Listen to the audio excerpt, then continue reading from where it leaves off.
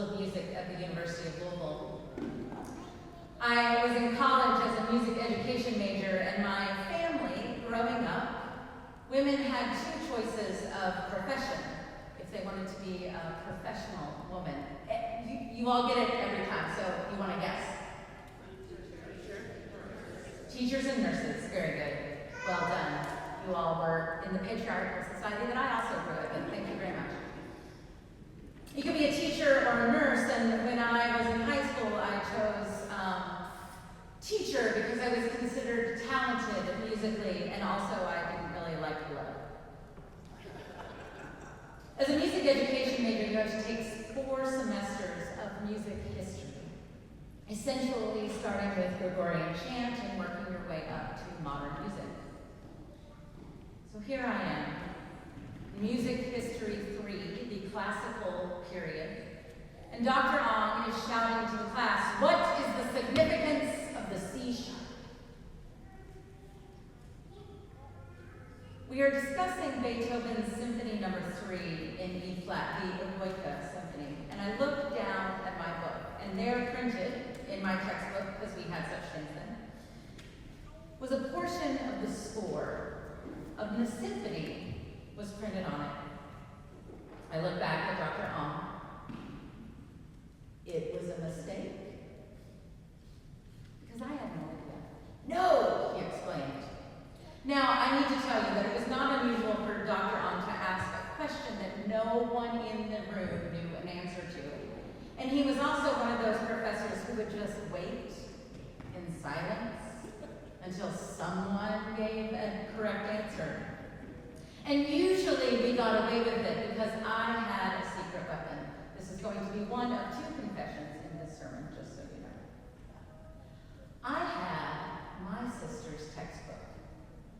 Now, my sister is the typical first daughter, straight A's, A-type personality, and wrote all of her notes in her textbook. Being just a year behind her, she would then pass the textbook on to me, so we did not have to buy it twice. And I then had all of Dr. Ong's answers written in my book. They were amazing notes. Now, I am not dumb. I did not want Dr. Ong to catch on, so we would occasionally switch the book with other members in the class, so they then would have the answers as well. Yes, I know, I've been brilliant from the start. So after an appropriate amount of silence to not give this away, one of us would speak up with the exact answer that he was looking for. This time, I looked down again at the score. There is nothing in the book. There is nothing about a C sharp. There is nothing written on the page. So we just had to sit there in silence until someone figured it out.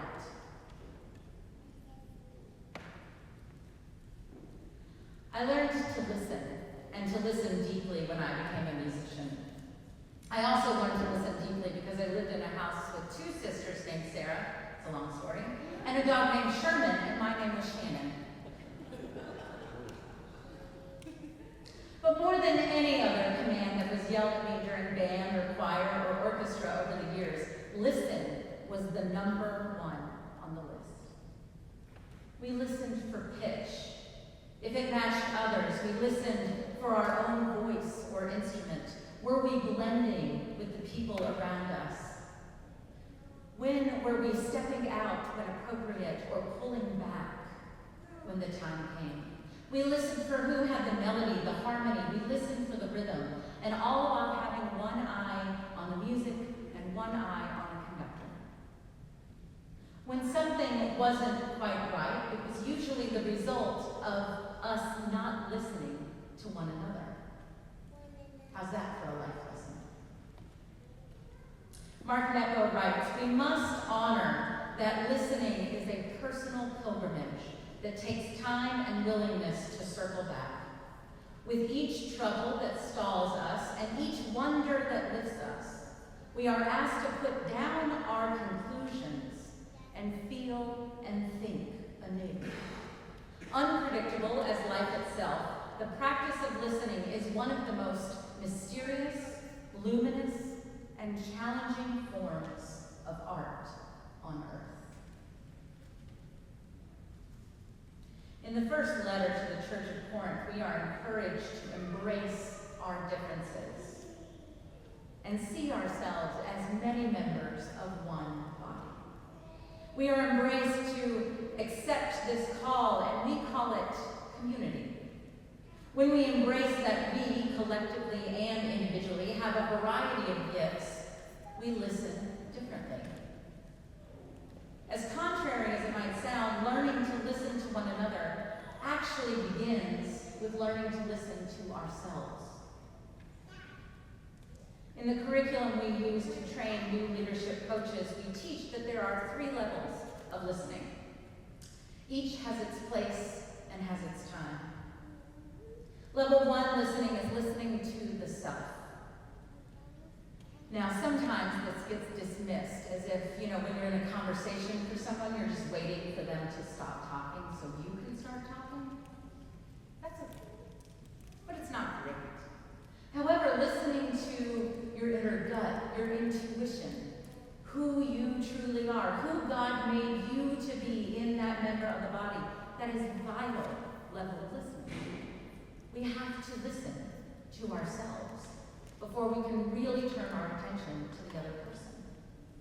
And so in level 2 listening, we are sharply focused on the person in front of us.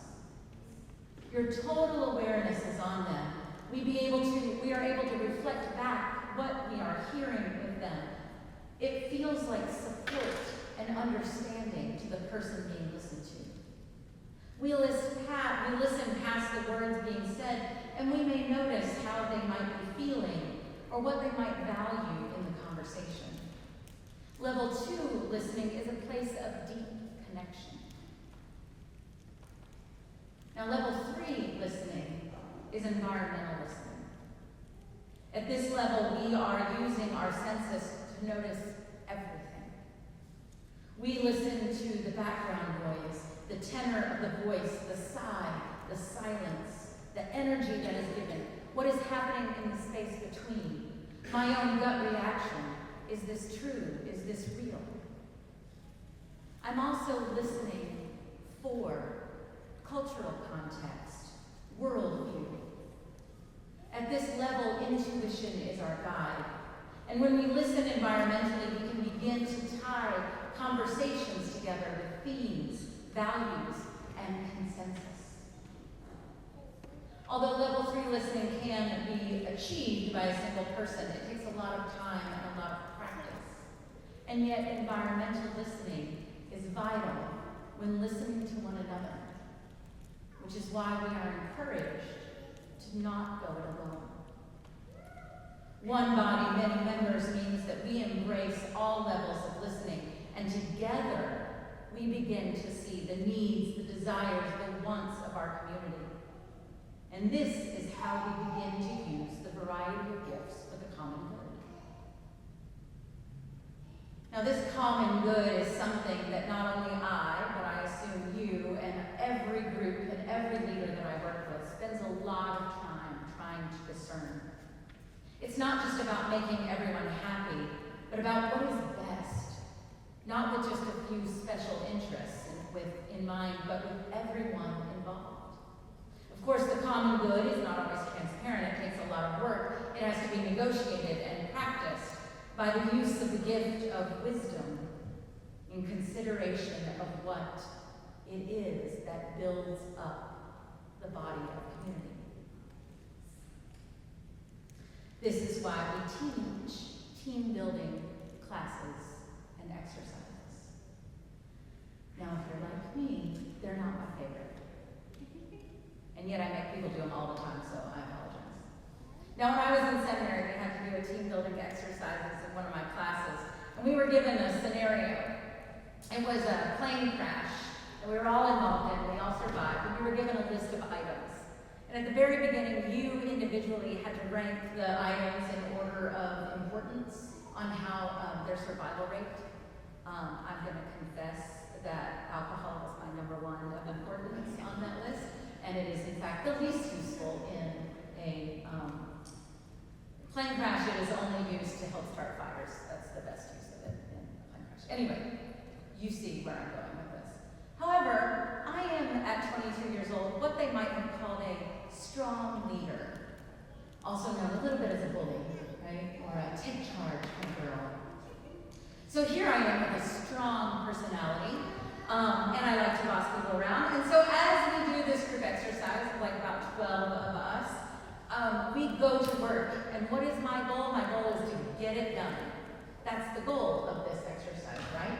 To get it done. We spend almost an hour going around and around discussing what to do, where to go, and what are we going to do? We're going to start walking. Oh, did I mention that it is negative 30 degrees outside and there is snow up to our necks?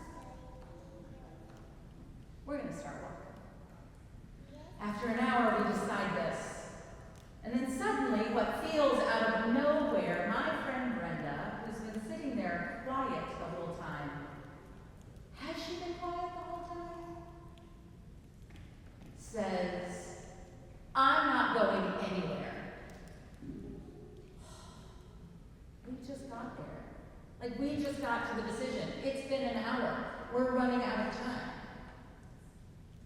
I'm not going anywhere. And then I suddenly realized something. I think Brenda has been saying that for the last hour. I just didn't listen. And then I also remember something else. I went to school in Louisville, Kentucky. And most of us in that classroom were from the South, myself included. Brenda, however, grew up in upstate Minnesota. I think you know where I'm going with this.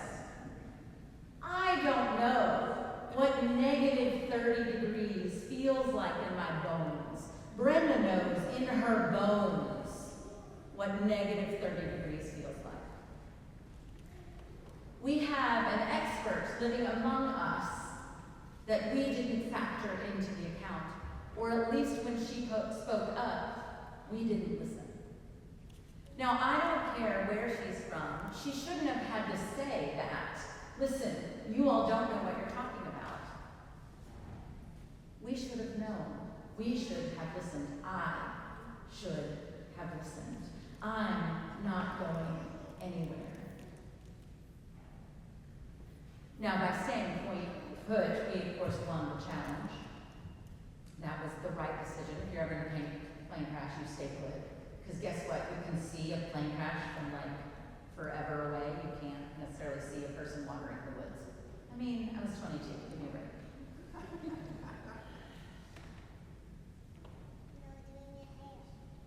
In the seventh measure of Beethoven's Eroica Symphony, he places a C sharp. And Dr. Ahm wants to know what its significance is. Now let me tell you that Beethoven is everything you think he is and more. By the time he wrote this symphony, he was almost completely deaf.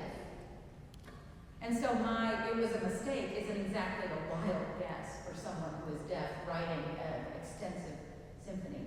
But he was an absolute genius and a music student in her second year of college. And I'm telling you, I couldn't find a reason why that C sharp would be there. It has no place in an E-flat major symphony. None whatsoever. And we've been studying music for the last 2-3 semesters, learning all the way up to now. And the reason why it was so peculiar is because it was something that nobody had ever done before. Now go home and listen to the symphony. And if you listen for it now, the way that our ears are conditioned to music, it will not sound strange to you at all. It'll sound beautiful and wonderful. But let me tell you, at the time, it was wrong. It was just wrong. So why did he do it? Beethoven didn't see it as a mistake. In fact, when it appears in the seventh measure, it then appears somewhere in every single measure of the symphony from there on out. Until the last one.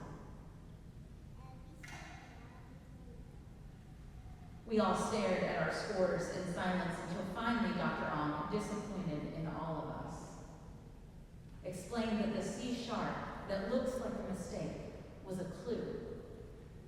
In fact, it was the cornerstone of the whole symphony. It added depth and texture. It created a feeling to the listener that something wasn't quite right. And finally, you realize there at the end, the something that felt just a little wrong, that felt out of place, that felt like a mistake, turns into the key that resolves the whole symphony. It was a gift. It's genius. How many times have you been speaking to someone or in a group and someone's talking and you thought, this person just isn't getting it? That came out of nowhere. What are they talking about? Gosh, can we just move on? This is so uncomfortable. When these thoughts occur, what would it look like for you to lean into that uncomfortability, that uncomfortable feeling, and listen without judgment, but with genuine curiosity? Much like a member of an orchestra. Maybe we ask some variation of the question, what is the significance of this to the larger problem? What does this say about the way that they think or feel or value? What's going on with the energy that this comment creates? How might this information be helpful as we move forward? When we listen with curiosity, we are really going to start getting somewhere. And sometimes, just sometimes, that brings what we can perceive as trouble. Yet we should not shy away from this discomfort or this difficulty. We should listen to it repeatedly and seek to understand its significance, and not to deter us from the forward movement, but because it just might be the key to resolving the whole thing. Friends, may it be so for you and for me and all God's